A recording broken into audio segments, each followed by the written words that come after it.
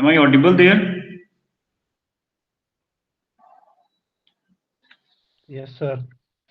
Okay, fine. So this presentation is also visible there, PPT?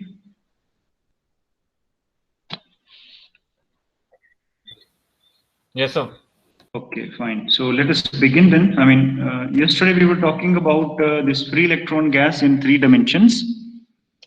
And then we understood the concept of Fermi energy, how it comes, what is Fermi sphere, how does Fermi sphere looks for a 3 dimensional case, right? And then what is Fermi wave vector, KF. We also obtained an expression for Fermi wave vector. This is how we arrived at the expression for Fermi wave vector, which is actually nothing but proportional to 1 by 3, 1/3 power of electron density, right? So Fermi energy is proportional to 2/3 power of electron density.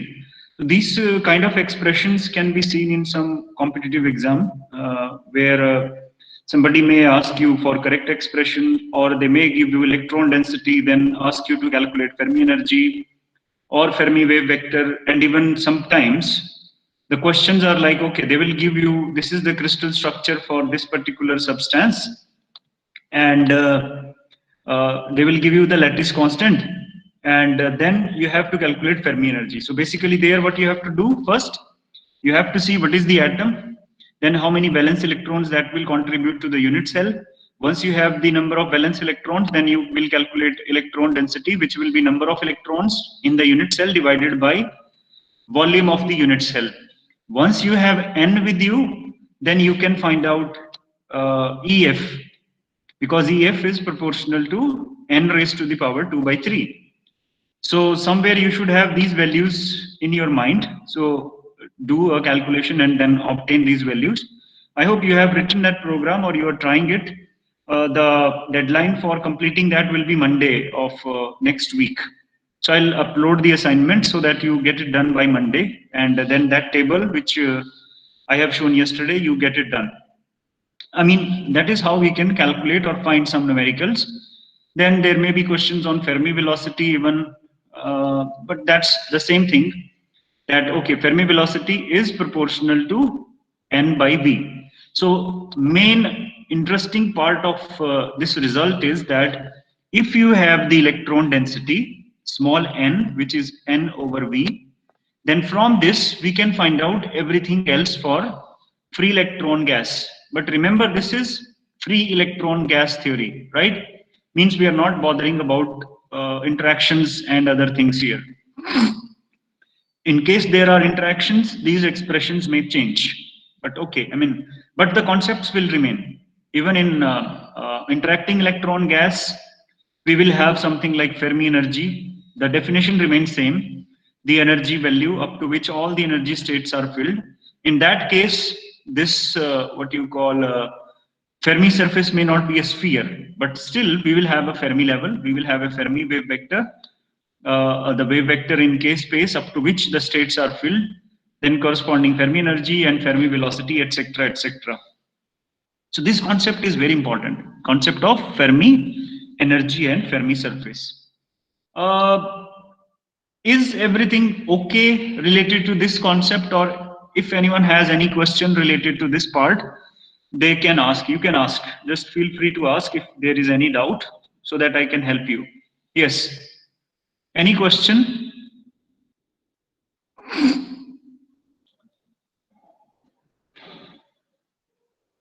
Okay, no question. Then let us proceed further. So this was the table which I have taken from Kittel, and then you can see the values here. Again, you can see that RS parameter. You know, this is RS parameter. What are the units? I think that is angstrom. Need to go back to Kittel's book. Okay, let me check quickly for you. This must be an angstrom or Bohr. So here what they have mentioned for this is, yeah, this is in Bohr radius. So this is in AH, Bohr radius, okay? It is in Bohr. And you know what is the relation between angstrom and Bohr?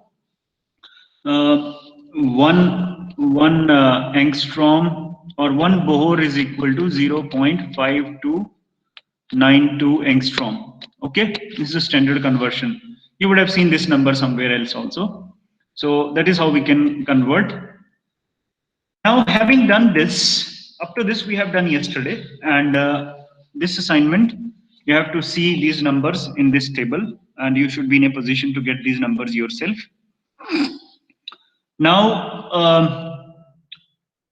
once we have done that, now let us try to look at very important other property related to not only free electron gas, but all the materials in general in condensed matter point of view. So basically, there is a very important concept of what we call electronic density of states, DOS, DOS. यहाँ पे जो DOS की हम बात कर रहे हैं वो इलेक्ट्रॉनिक डेंसिटी ऑफ स्टेट्स हैं.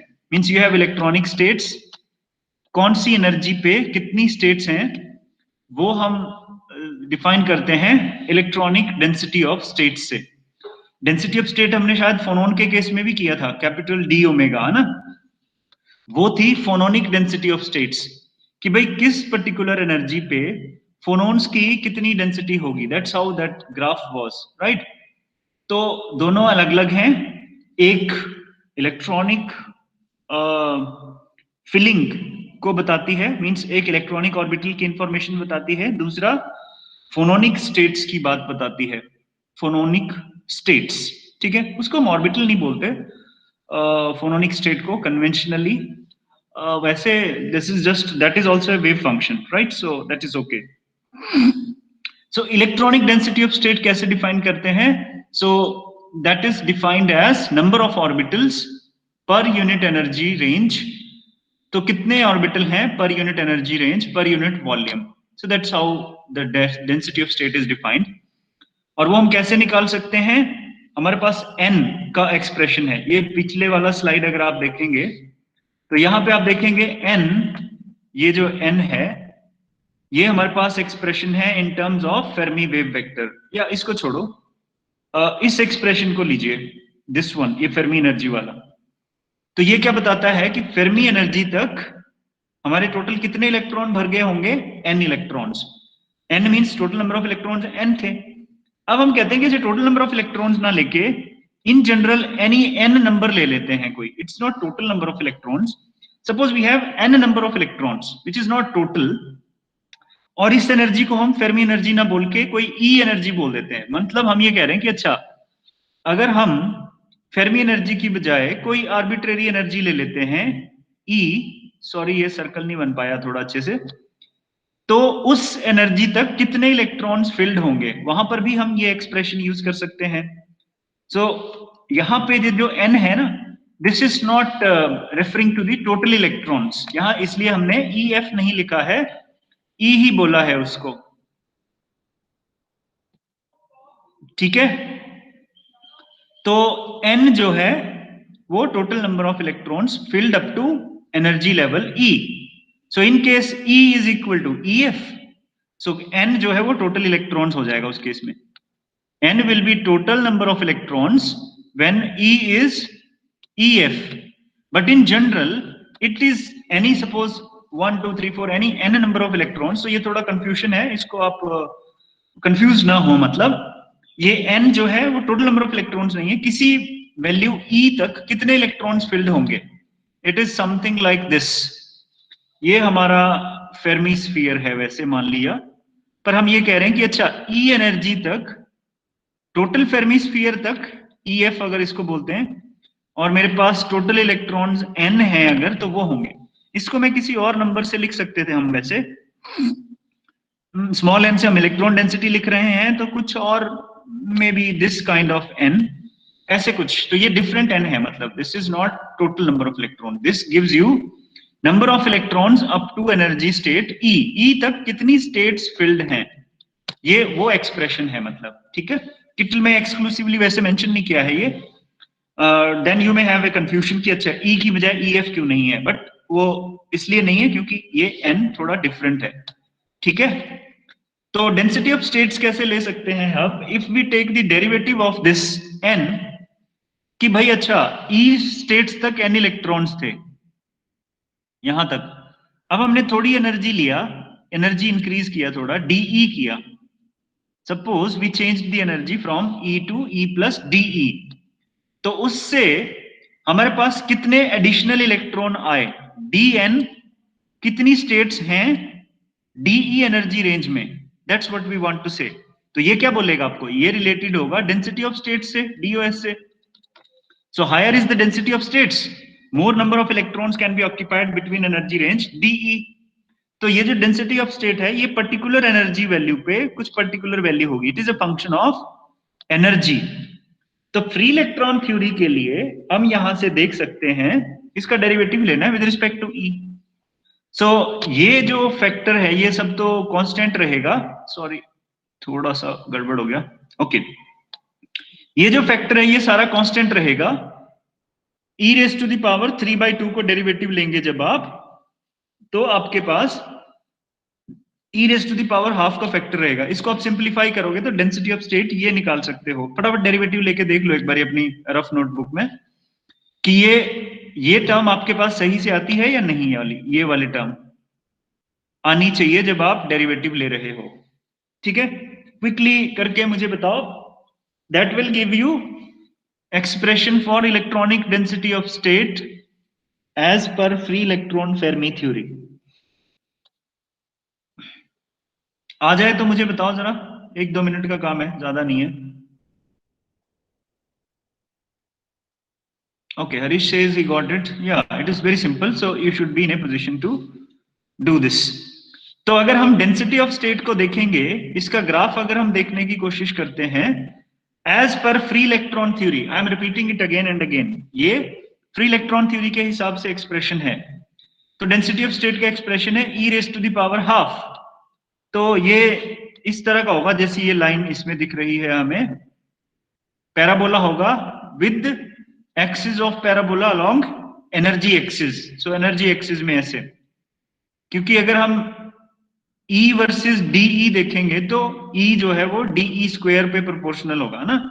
सो this is something like y is equal to X square और x equal to Y square, x equal to Y square वाला एक्सप्रेशन होगा, if I am not wrong, right. x equal to Y square और y equal to X square. y equal to X square कैसा दिखता है आपको, it looks like this, है ना। तो x equal to Y square होगा तो ये वैसा दिखेगा ना, with the axis of parabola being along x axis। तो ये आपका डेंसिटी ऑफ स्टेट का प्लॉट होगा इस तरह के। Is it okay? ये जो ब्लैक लाइन है, ठीक है। तो अब ये जो बाकी लाइन है यहाँ पे, ये शेडेड रीजन है, इसका क्या मतलब है, थोड़ा इस पे ध्यान देते हैं। डी, और एक और चीज जो फिजिकली इंपॉर्टेंट यहाँ पे है, ये क्या है, this is density of states for single particle system. I mean one particle states हैं ये, डेंसिटी ऑफ ऑर्बिटल्स हैं ये एक्चुअली।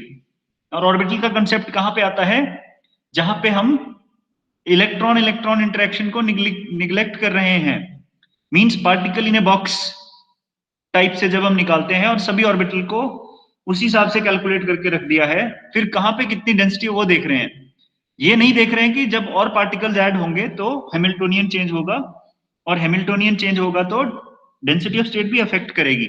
सो मेनी बॉडी इंटरेक्शन इफेक्ट्स वो हम नेग्लेक्ट करते हैं अगर, that is why this is called single particle density of state as per free electron theory. ठीक है, तो ओके, ये इंपॉर्टेंट है। और इसी को ही थोड़ा रीअरेंज करके आप यहां से भी देख सकते हो, density of states dn over de, this can be put to be equal to 3n over 2e, 3n over 2e। ये आप कहां से निकाल सकते हो, एनर्जी के एक्सप्रेशन से निकाल सकते हो आप ये। आई थिंक यहाँ पे कोई एक्सप्रेशन से ये आ जाएगा, dn over de 3n over this। ठीक है, ये आप I mean okay, this you can get from any expression in the previous slide. Okay, अभी मैं इस पे नहीं, मेन चीज इसके फिजिक्स पे आते हैं। ये जो हमारे पास कर्व है, ये क्या कर्व है? पहले तो ये जो नीचे हमें दिखा है ये क्या है, और ये शेडेड रीजन क्या बताता है हमें, ये जो शेडेड रीजन है। सो बेसिकली हमने फेर्मी डिराक डिस्ट्रीब्यूशन फंक्शन पढ़ा, और 0 केल्विन पे क्या होना चाहिए, इलेक्ट्रॉन्स को ऑक्यूपाई करने की प्रोबेबिलिटी बिलो फेर्मी लेवल। ये आपका फेर्मी लेवल है कहां पे, ये जो है एक्स एक्सिस पे, ये आपका फेर्मी लेवल है एक्स एक्सिस पे, करेक्ट। तो फेर्मी लेवल के नीचे हर एक स्टेट के ऑक्यूपाई करने की प्रोबेबिलिटी क्या है, 1। फेर्मी डिराक डिस्ट्रीब्यूशन फंक्शन देखा होगा आपने, है ना, ऐसा होता है ना, ये एनर्जी एक्सिस होता है उस केस में, इसको हम EF बोलते हैं। तो EF के नीचे प्रोबेबिलिटी, FE बताता है प्रोबेबिलिटी कि कोई स्टेट को ऑक्यूपाई करने की प्रोबेबिलिटी कितनी है। तो ये 1 है, ये 0 है। तो 0 केल्विन के ऊपर फेर्मी लेवल के नीचे हर एक स्टेट फुल्ली फिल्ड होगी। तो ये जो एक वर्टिकल लाइन है और ये जो शेडेड रीजन है इसमें ग्रे कलर का, ये रीजन क्या है, फिल्ड स्टेट्स को दिखा रहा है। ये क्या दिखा रहा है, ऑक्यूपाइड स्टेट्स को। तो एब्सोल्यूट 0 केल्विन पे आपकी स्टेट्स फेर्मी लेवल तक फिल्ड होंगी, और उसके ऊपर सभी की सभी स्टेट्स पूरी तरह से खाली होंगी। तो this function is actually, sorry, क्या, तो ये जो फंक्शन है आपका, ये क्या है एक्चुअली, DE इंटू FE है ये, और इसका इंटीग्रल अगर आप लेते हो 0 to EF 0 केल्विन पे over energy axis, that will be equal to N, total number of electrons, है ना, कि भाई density of states into FE, और FE क्या होगा, EF से नीचे क्या होगा, वो 1। सो DE into this will be total number of electrons, isn't it, density of states, counting it is just counting of the states. Integral लेना पड़ेगा क्योंकि अब ये कॉन्टिन्यूअस फंक्शन है। डिस्क्रीट होता तो हर एक स्टेट में कितने इलेक्ट्रॉन है वो गिनते हम एक एक करके, और क्योंकि ये कॉन्टिन्यूअस है तो इंटीग्रेट करना पड़ेगा, सेम चीज है। तो अप टू EF लो या इसको अप टू इंफिनिटी भी कर दोगे तो भी कोई फर्क नहीं पड़ेगा। क्यों, क्योंकि FE जो है, जो फेर्मी डिराक डिस्ट्रीब्यूशन फंक्शन है, 0 केल्विन के नीचे क्या है, ये 1। 0 केल्विन पे EF के नीचे क्या है, ये 1, सॉरी, 0 केल्विन पे FE EF के नीचे क्या है, फेर्मी एनर्जी के नीचे 1 है। तो ये 1 होगा, तो इस इंटीग्रल को इंफिनिटी तक करते हैं तो हम इस तरह से लिख सकते हैं इसको, इंटीग्रल फ्रॉम 0 टू EF, बाकी जो भी अंदर होगा वो सारा as such, plus integral from EF to infinity. अब EF टू इंफिनिटी वाले में FE की वैल्यू क्या आएगी, 0, फेर्मी डिराक डिस्ट्रीब्यूशन फंक्शन की, इसकी वैल्यू 1 आएगी। तो only this integral will survive, ये इंटीग्रल 0 होगा। तो इंटीग्रल आप अप टू फेर्मी लेवल लो 0 केल्विन पे या इंफिनिटी लो, फर्क नहीं पड़ेगा। तो इस तरह से ये क्या बताएगा आपको, total number of electrons. So there are two things, एक तो है डेंसिटी ऑफ स्टेट्स, एक होता है NE by definition, means number of electrons filled up to energy level E, ठीक है। सो NE और DE के बीच का रिलेशन क्या है, वो जो मैंने अभी लिखा था, number of electrons filled up to energy level E will be integral from 0 to E, अगर E एनर्जी तक देखने हैं हमने, ठीक है। DE means density of state up to E into FE, Fermi level क्या है, sorry Fermi Dirac distribution function into DE। तो ये आपको देगा number of electrons filled up to energy level E, अगर मुझे E तक लेना है। यहाँ पे E की बजाय this has to be E dash, E dash, E dash, क्योंकि वेरिएबल ऑफ इंटीग्रल होगा ना। E अगर फिक्स कर दिया मैंने, ये कोई फिक्स्ड वैल्यू है, ये वेरिएबल ऑफ इंटीग्रेशन है, means you have to vary where E dash goes from 0 to E। समझ आया आपको, is it clear up to this point what I am trying to say, is this clear? Yes sir, yes sir. अच्छा, और कोई students समझ आ रहा है आपको? Yes sir. अच्छा ठीक है, तो इस तरह से हम नंबर ऑफ इलेक्ट्रॉन्स निकाल सकते हैं। ये तो है 0 केल्विन पे तो होगा ये इस तरह से शार्प फंक्शन, है ना, एकदम से फेर्मी लेवल पे, मतलब इसका मतलब ये है कि फेर्मी लेवल के नीचे सभी स्टेट्स पूरी तरह फिल्ड होंगी, डॉस में जो भी स्टेट्स हैं, मतलब और फेर्मी लेवल के ऊपर सभी खाली होंगी। But as the temperature increase, expression यही रहेगा आपका, Ne is equal to this. तो उस केस में Ne को डिफाइन करने की बजाय हम टोटल नंबर ऑफ इलेक्ट्रॉन्स की बात करते हैं एक्चुअली, है ना। So N actually total number of electrons क्या होंगे, that will be equal to integral from 0 to infinity. Finite temperature पे हमें 0 टू इंफिनिटी ही लेना पड़ेगा। क्यों? क्योंकि कोई भी स्टेट्स आपकी इंफिनिटी तक ऑक्यूपाई हो सकती है, कहीं तक भी स्टेट भर सकती है ना, डिपेंड करेगा टेम्परेचर कितना है। Fe जो है हालांकि बहुत हाई एनर्जी पे 0 हो जाता है Fermi Dirac distribution function, but theoretically हमें बहुत हाई वैल्यू तक लेना है। That's what is the meaning of this infinity. तो एक्सप्रेशन वही रहेगा, DE Fe integrated on energy axis. But now Fe जो है सेम एक्सप्रेशन है। Fe जो है 0 केल्विन पे शार्पली वो फंक्शन होगा, शार्प एक स्टेप फंक्शन। फाइनाइट टेम्परेचर पे दिस विल, या Ne जो है वो इस तरह से आएगा। Ne मतलब कोई स्टेट में इलेक्ट्रॉन्स कैसे ऑक्यूपाइड होंगे या कैसे फिल्ड होंगी, वो this is the function which is giving you Ne, number of electrons filled at energy level E will be given by that. Means इसका मतलब क्या है कि भाई फेर्मी लेवल के नीचे कुछ स्टेट्स होंगी, यहां पे आप देख सकते हो, ये इस रीजन की हम बात कर रहे हैं। फेर्मी लेवल के नीचे कुछ स्टेट्स होंगी जो पूरी तरह फिल्ड नहीं होगी, पार्शियली फिल्ड होंगी। और फेर्मी लेवल के ऊपर फाइनाइट टेम्परेचर पे कुछ स्टेट्स होंगी जो फुल्ली एम्प्टी नहीं होंगी, जो कि पार्शियली फिल्ड होंगी। ठीक है, this is the effect of temperature. और ये किस रेंज में हमें देखने को मिलेगा इस तरह की partial filling? It will depend upon what is the temperature. So Fermi level के KBT रेंज में, मतलब मे बी KBT/2 नीचे और KBT/2 ऊपर की तरफ, लगभग इस रेंज में आपको रीजन में आपको पार्शियली फिल्ड स्टेट्स मिलेंगी। फेर्मी लेवल के बहुत नीचे जाके देखोगे तो सभी स्टेट्स कंप्लीटली फिल्ड होंगी। ठीक है, so this is what is the meaning of this Fermi Dirac distribution function and density of state. तो density of state free electron theory के हिसाब से तो ऐसी होनी चाहिए, पर इन जनरल किसी मटेरियल के लिए डेंसिटी ऑफ स्टेट कोई कॉम्प्लिकेटेड फंक्शन हो सकता है। जब आप सारी इंटरेक्शन पिक्चर में डालोगे तो फ्री इलेक्ट्रॉन थ्योरी के हिसाब से ऐसी होगी, राइट। बट एक किसी रियल मटेरियल के लिए it can be something like this kind of complex function, ऐसे कुछ भी कॉम्प्लेक्स फंक्शन हो सकता है।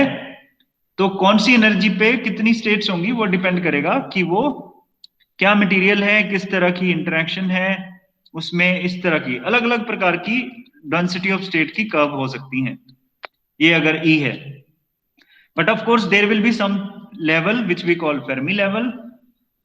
अगर फेर्मी लेवल पे आपको स्टेट्स नॉन जीरो मिलती हैं, ठीक है, अगर आपको फेर्मी लेवल पे density of state non zero है, उस केस में वो मटेरियल क्या होगा? मेटल। बट कुछ कुछ केसेस में डेंसिटी ऑफ स्टेट ऐसी हो सकती है, if you see the density of states, ऐसे मान लीजिए कुछ है, फिर एकदम से जीरो हो जाती है, इट स्टेज जीरो, फिर कुछ ऐसे आती है, कुछ भी। अगर मेरा फेर्मी लेवल यहां कहीं बीच में आता है, इसको हम बोलते हैं गैप। गैप, अगर हमारा फेर्मी लेवल गैप के बीच में है, और इनको हम बोलते हैं बैंड्स, ठीक है। तो अगर मेरा फेर्मी लेवल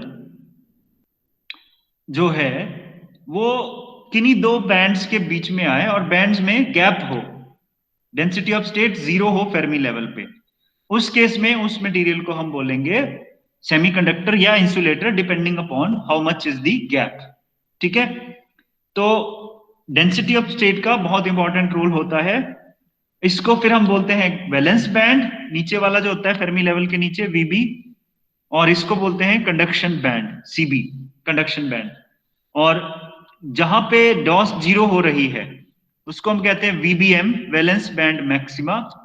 और यहाँ पे अगेन कंडक्शन बैंड में भी जो लोएस्ट लेवल होता है, जहां पे डॉस जीरो होनी शुरू होती है, उसको बोलते हैं conduction band minima, CBM and VBM, valence band maxima and conduction band minima, और इन दोनों के बीच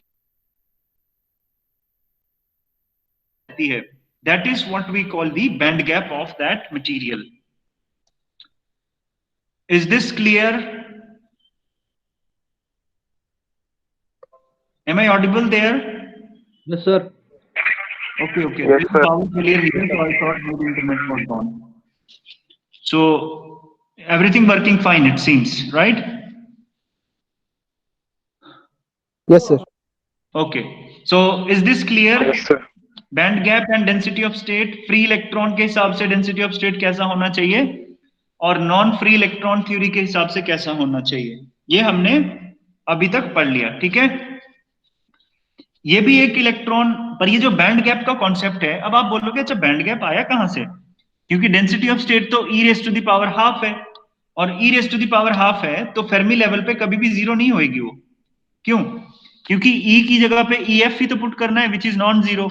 ef raise to the power half, तो डेंसिटी ऑफ स्टेट जीरो नहीं हो सकती कभी, correct. So means free electron theory के हिसाब से हर एक मटेरियल मेटल ही होना चाहिए, वहां पे तो बैंड गैप होना ही नहीं चाहिए। बट एक्सपेरिमेंटली लोगों ने बहुत सारे मटेरियल में इलेक्ट्रॉनिकली ये पाया था कि भाई कंडक्टिविटी निग्लिजिबल होती है, ठीक है, resistivity is very very high. इसका मतलब फ्री इलेक्ट्रॉन थ्योरी में कोई कमी है, उसके हिसाब से गैप जैसी कोई चीज होनी ही नहीं चाहिए। So that is where people attempted beyond free electron theory, और जो है बैंड गैप का कॉन्सेप्ट तब पिक्चर में आता है। तो फ्री इलेक्ट्रॉन थ्योरी के हिसाब से कोई भी बैंड गैप किसी भी मटेरियल में नहीं होना चाहिए। That is another very important result, है ना, जो कि एक बहुत बड़ा फेलियर था। परंतु ऐसा नहीं है कि वो फ्री इलेक्ट्रॉन थ्योरी खराबी थी, बहुत सारी चीजें इससे एक्सप्लेन भी होती थी। For example heat capacity of the electron gas, कि भाई अच्छा हमने हीट कैपेसिटी का चैप्टर पढ़ा ना पिछले यूनिट में, तो वो जो हीट कैपेसिटी था, वो जो एक्सप्रेशन था डिबाई का, डिबाइज मॉडल, वो बेहतर वर्क कर रहा था सेमीकंडक्टर्स या इंसुलेटर्स के लिए, it was best for insulators. But for metals the heat capacity was somewhat extra, उससे थोड़ी ज्यादा आती थी। अब ये लोगों को समझ नहीं आ रहा था कि डिस्क्रिपेंसी क्यों है, तो फिर धीरे धीरे लोगों ने रियलाइज किया कि भाई ये जो डिस्क्रिपेंसी है वो इसलिए क्योंकि हम इलेक्ट्रॉनिक कंट्रीब्यूशन नहीं निकाल रहे हैं हीट कैपेसिटी के लिए, क्योंकि इलेक्ट्रॉन्स भी मूव करते हैं, फ्री इलेक्ट्रॉन्स मटेरियल में मूव करेंगे तो क्या होगा, they will have kinetic energy. If they will have kinetic energy then that means they will have tendency to store heat, correct. तो इसलिए कुछ गड़बड़ था। Then people try to okay think of heat capacity of free electron gas, और वो लोगों ने देखने की कोशिश की पहले क्लासिकली कि अच्छा भाई हमारे पास अगर n इलेक्ट्रॉन्स हैं, ठीक है, n एटम्स हैं और हर एक एटम एक इलेक्ट्रॉन कंट्रीब्यूट करता है, तो क्या होगा, क्लासिकल स्टैटिस्टिकल मैकेनिक्स के हिसाब से हर एक डिग्री ऑफ फ्रीडम के लिए हाफ kBt होनी चाहिए हीट कैपेसिटी। तो भाई 3 डायमेंशनल मटेरियल में इलेक्ट्रॉन तीनों डायरेक्शन में कहीं भी जा सकते हैं, तो हर एक इलेक्ट्रॉन की जो हीट कैपेसिटी होनी चाहिए वो 3/2 kB होनी चाहिए, क्योंकि एनर्जी स्टोर्ड होगी 3/2 kBt, और एनर्जी स्टोर्ड का डेरिवेटिव जब टेम्परेचर के साथ लोगे विच इज स्पेसिफिक हीट, तो ये उन्होंने बोला ओके U जो है एनर्जी स्टोर्ड होनी चाहिए 3/2 kBt क्लासिकल स्टैटिस्टिकल मैकेनिक्स के हिसाब से। सो C इलेक्ट्रॉनिक कितनी होनी चाहिए, du/dt which should be 3/2 kB पर इलेक्ट्रॉन।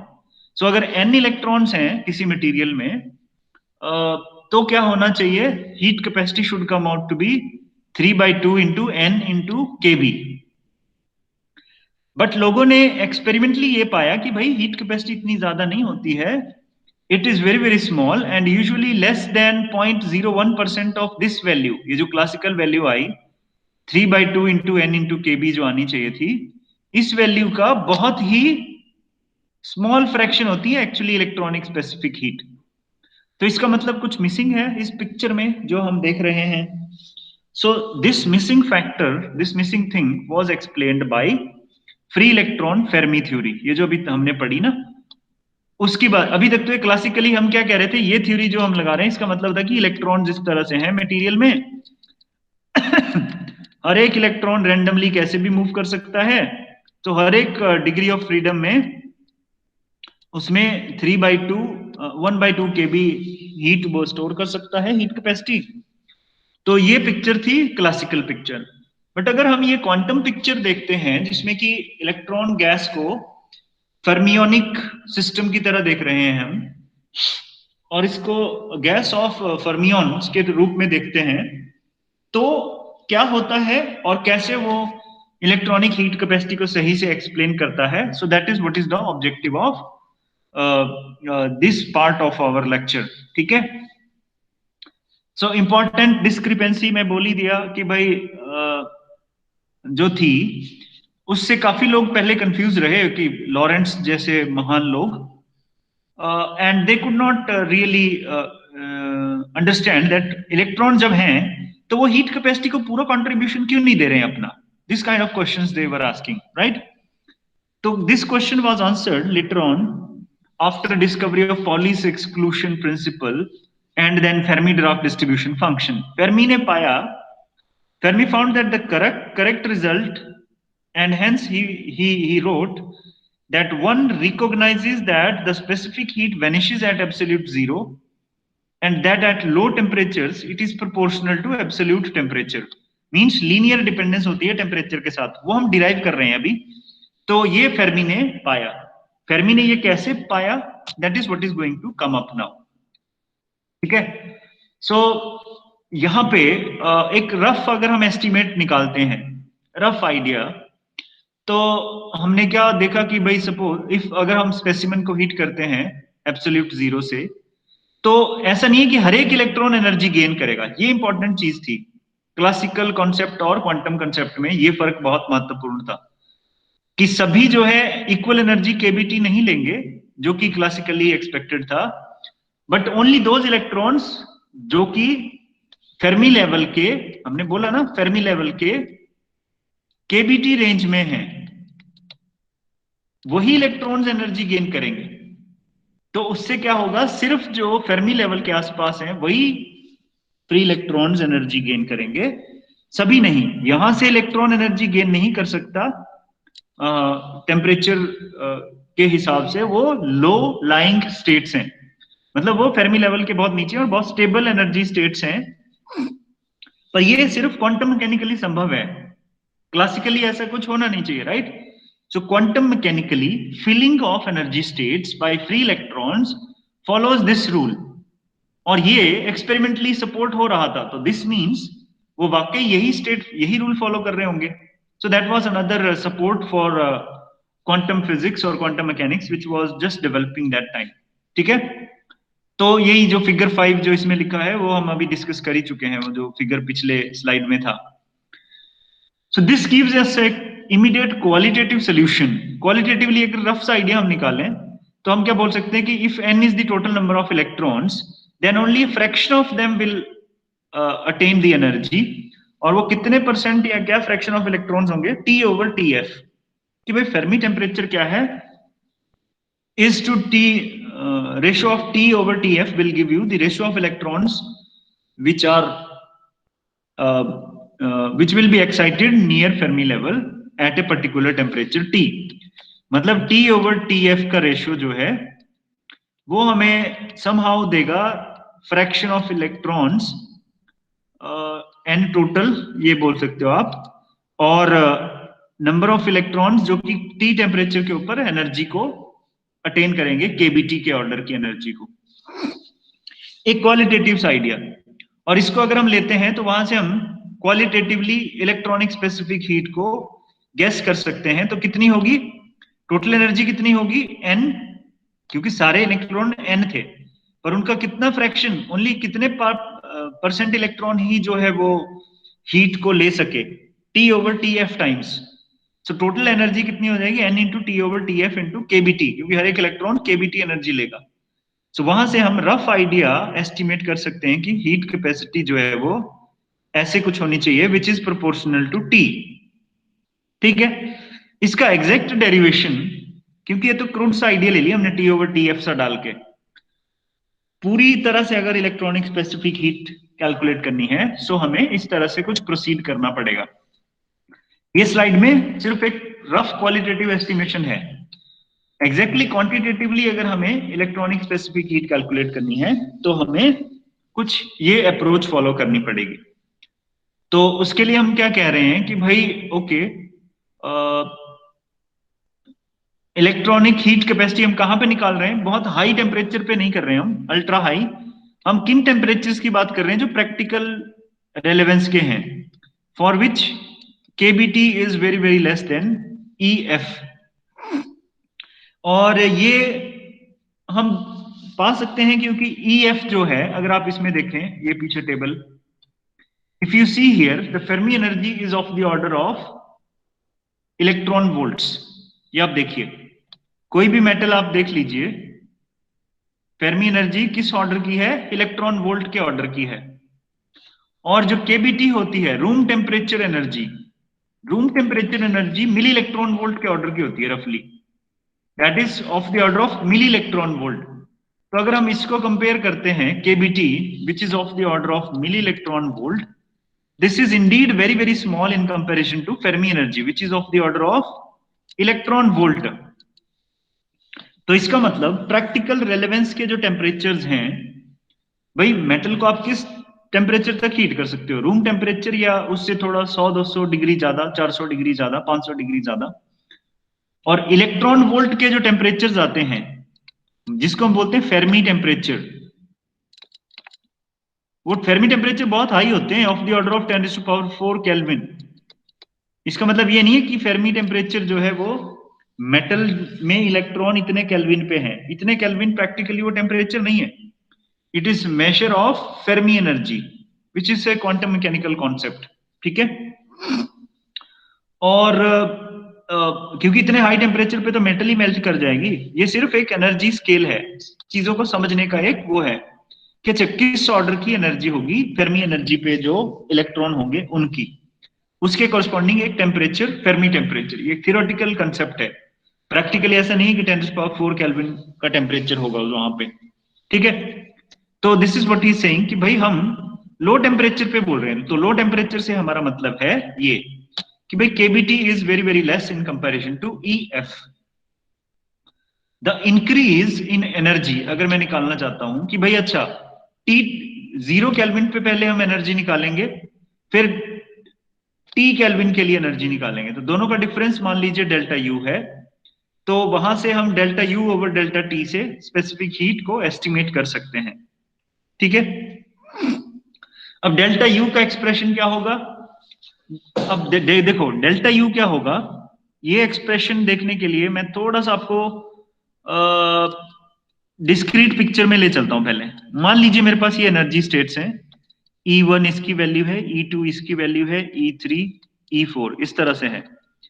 अब फर्स्ट स्टेट में मेरे पास 2 इलेक्ट्रॉन है, सेकंड स्टेट में 1 ही है, तीसरे में मेरे पास मान लो 3 इलेक्ट्रॉन है, चौथे में 2 इलेक्ट्रॉन्स हैं।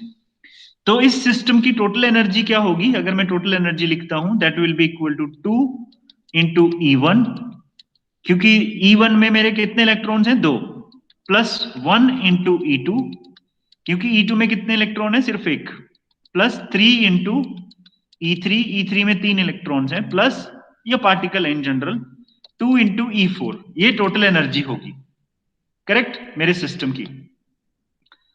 सो इन जनरल अगर हम कहें कि भाई N1 स्टेट में मेरे पास, E1 स्टेट में N1 इलेक्ट्रॉन है, इस तरह से मैं भर देता हूं एनर्जी स्टेट्स हैं। E1 में मेरे पास N1 इलेक्ट्रॉन है, E2 में मेरे पास N2 इलेक्ट्रॉन है, and so on.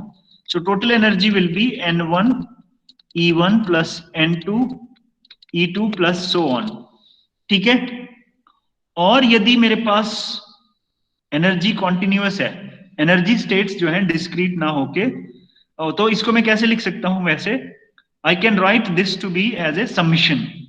So energy is equal to summation over I Ni EI.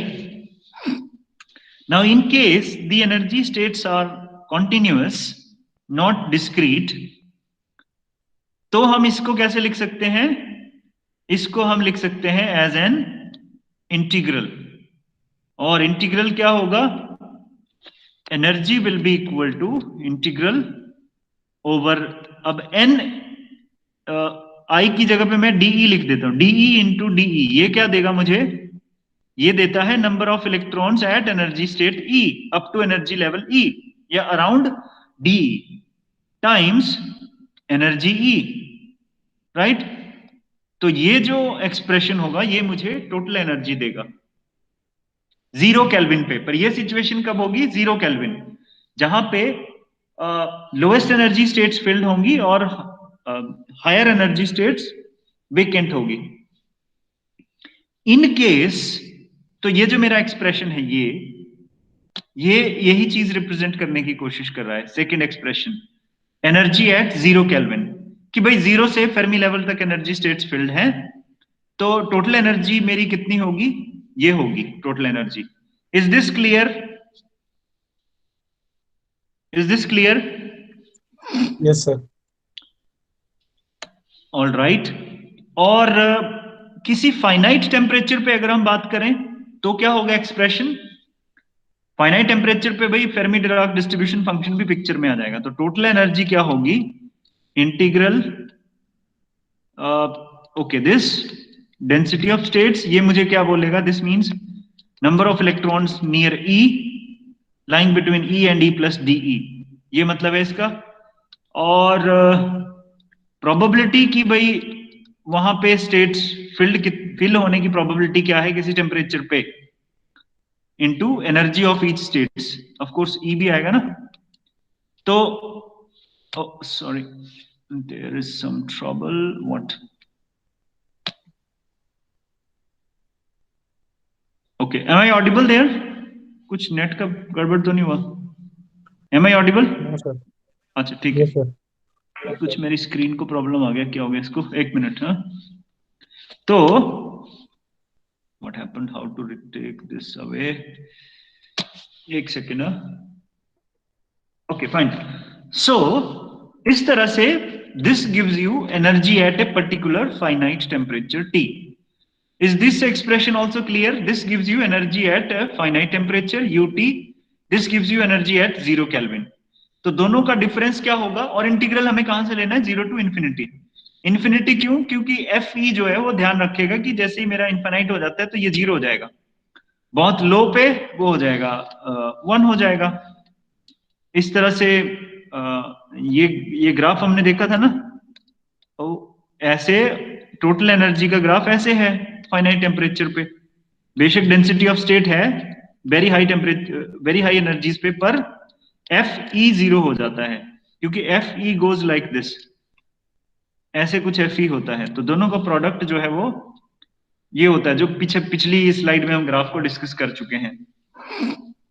Well, सो ये कर लिया अगर हमने, या if this is clear to us, तो हमें एफ ई तो हम देख ही चुके हैं, राइट?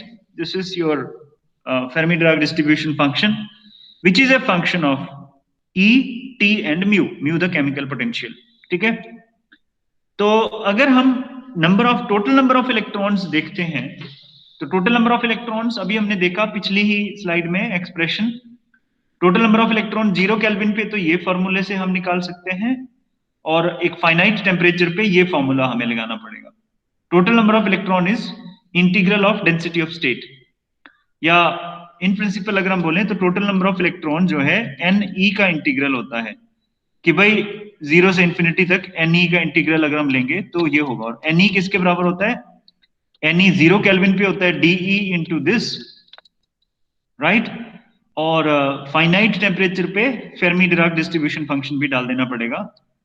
तो this is what is your n E, ठीक है? तो ये मेरा टोटल नंबर ऑफ इलेक्ट्रॉन्स ये होगा, ठीक है? इन दोनों एक्सप्रेशन से लिख सकते हैं। अब ये जो मेरा एक्सप्रेशन है, अगर मैं इस एक्सप्रेशन को लेता हूं और मल्टीप्लाई करता हूं इसको दोनों तरफ, किससे? फेर्मी एनर्जी से, तो क्या आ जाएगा हमारे पास? ये आ जाना चाहिए। देखें, एन को भूल जाओ अभी, मतलब इसको भी मल्टीप्लाई करते हैं फेर्मी एनर्जी से और इसको भी मल्टीप्लाई करते हैं फेर्मी एनर्जी से।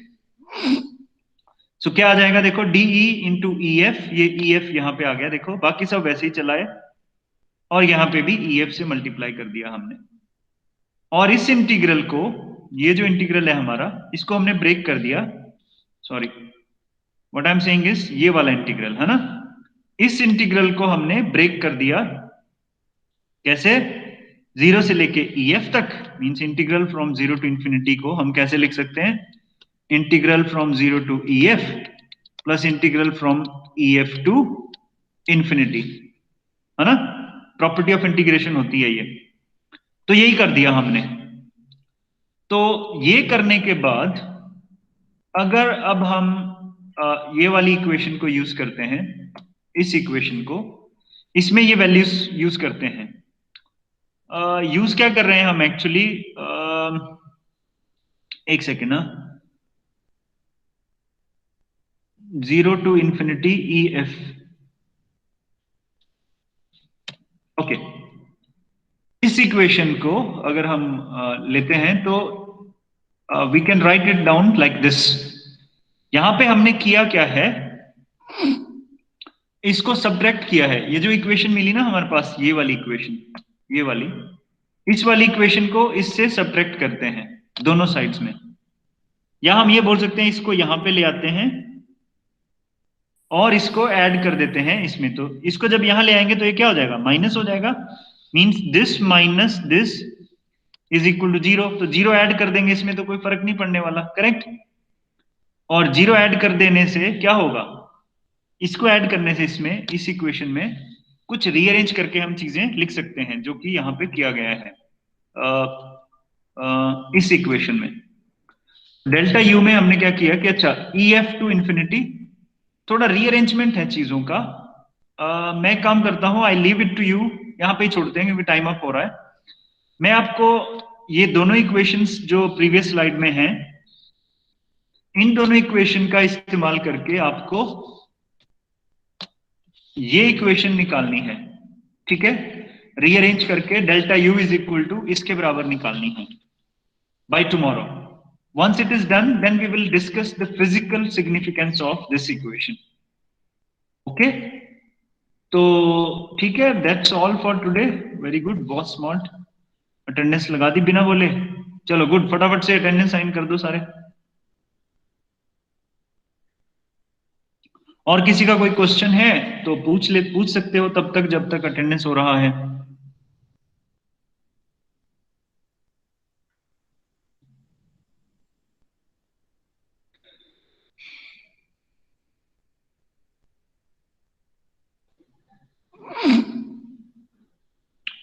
वेल अगर हो गया सबका अटेंडेंस तो ठीक है, that's all for today, see you in the next class.